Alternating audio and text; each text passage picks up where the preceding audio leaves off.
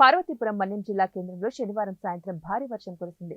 ఉదయం నుంచి మధ్యాహ్నం వరకు తీవ్రమైన ఎండ కారణంగా ప్రజలు ఉక్కపోతతో ఉక్కిరిబిక్కిరయ్యారు. సాయంత్రం 4 గంటల తర్వాత ఒక్కసారిగా వాతావరణం చల్లబడి చిన్న చిరుజల్లులతో ప్రారంభమైన వర్షం 5 గంటలు దాటిన తర్వాత భారీ ఉరుములు మెరుపులతో వర్షం కురిసింది. దీంతో వాతావరణం పూర్తి స్థాయిలో చల్లబడింది.